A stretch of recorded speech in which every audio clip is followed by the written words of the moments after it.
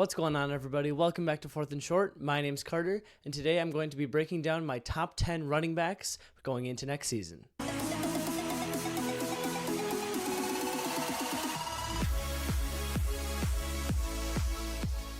Before we dive on in, I just want to give a huge shout out to you guys.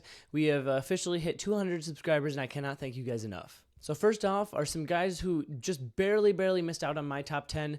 We've got them sitting in the 11 to 14 range. First off is Breece Hall, and then you got Jahmyr Gibbs, DeAndre Swift, and Raheem Mostert. All of those guys played extremely well. They just weren't quite good enough to crack my top 10. So first off in my top 10 is James Cook. So the Bills were in a weird position with the running back position heading into last season. They had just signed Damien Harris to the roster, and James Cook the year before hadn't looked too crazy or anything like that, but he came into the season and produced. His stats in the season, 237 carries for 1,122 yards, 4.7 yards per carry. He only had 2 touchdowns on the ground. I got it! Yes! Yeah! Which is obviously completely fine when you're going almost 5 yards per carry for 1,100 yards. And then he also had 44 catches for 445 yards and 4 touchdowns through the air. So making an impact in the receiving game and in the rushing game. He was a really dynamic player for that Bills offense, and it really allowed the Bills offense to evolve as an offense, not having to rely purely on Josh Allen, being able to spread the ball out more in the run game and stuff like that. Because obviously Josh Allen is an effective runner in his own right, but it's really nice to have that guy on the ground who can carry the ball. So at number 9, I do have Derrick Henry. So he led the league in carries with 280 carries, and then he had 1,167 yards on the ground, which was second in the NFL. He was absolutely balling out. He had 4.2 yards per carry and 12 touchdowns on the ground. He also had 28 catches for 214 yards and no touchdowns through the air. But he's such a good runner, and I cannot stress that enough. He's such a good player, and he's going to be a huge asset for any team who does end up getting him this offseason. I just don't see him as a guy who's going to be as productive as guys that are higher on this list going into the future. Next up, coming in at number 8, you have Travis Etienne, who had a great season last year on the Jacksonville Jaguars. He was a guy that was drafted by the Jaguars while he was hurt and was not able to play his entire first season in the NFL. He came into his second season and balled out. So this season, he just cracked 1,000 yards with 1,008 yards on 267 carries. Only 3.8 yards per carry. I'm expecting that to go up next year. And then 11 touchdowns on the ground. He also had 58 catches for 476 yards through the air, and he also caught a tutty through the air as well. So again, really dynamic player on the ground and through the air. Can be used in many ways by that Jacksonville offense. Next up, coming in at number 7, I have Aaron Jones. Now, Aaron Jones is a guy who was hurt for a lot of the year. He came in at the end of the year, though, and absolutely balled out. He started out the season with a great game against Chicago, then slowed up a little bit. We didn't use him quite as much as I would have liked us to, but we then, after he came back from his injury, we saw him have many big games towards the end of the season. He finished this regular season 142 carries for 656 yards, 4.6 a carry, and 2 touchdowns. He also had 30 catches for 233 yards and 1 touchdown through the air.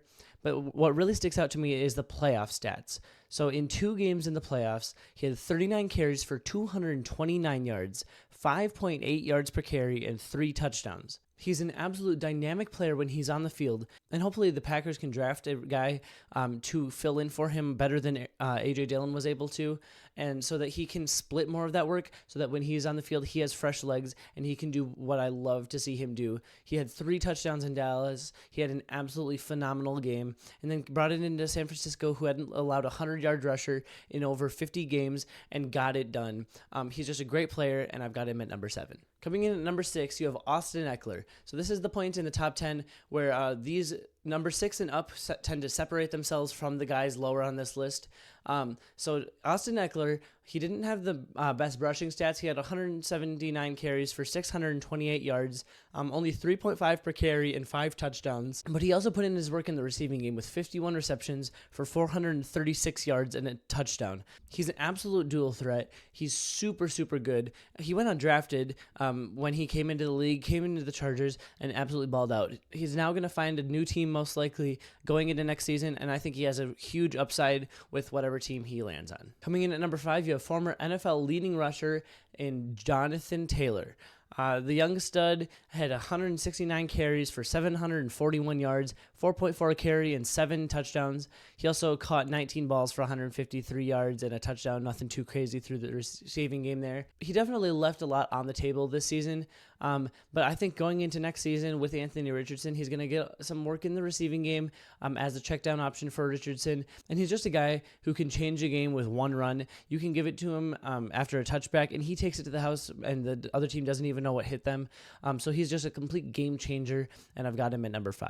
Coming in at number 4, you have another former NFL leading rusher. You have Josh Jacobs.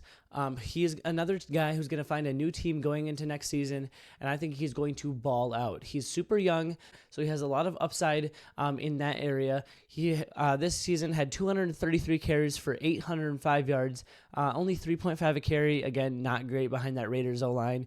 6 touchdowns on the ground.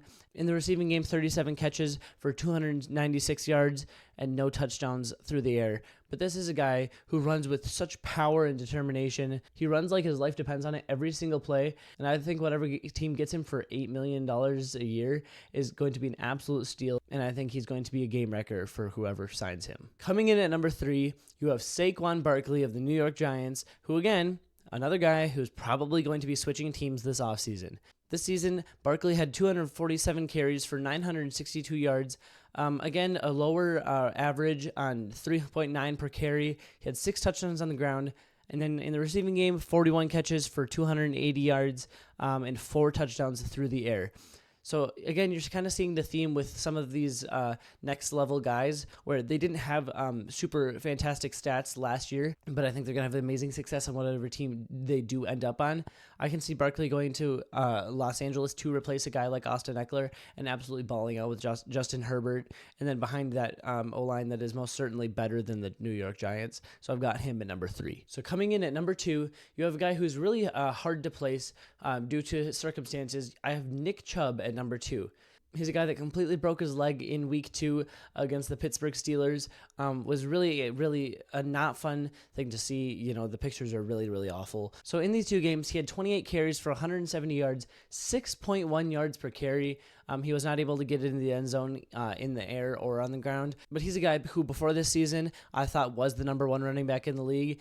He's just a complete game wrecker as long as he can come back from that injury, which I am concerned with the injury. But if he can come back and be even 90% of what he used to be, I've got him at number 2. Coming in at number 1, does he need an introduction? It's Christian McCaffrey.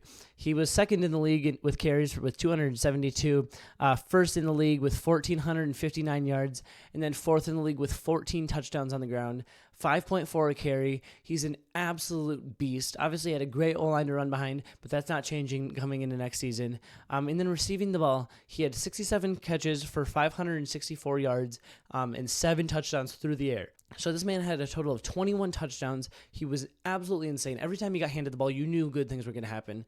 He was only tackled for negative loss on minimal occasions.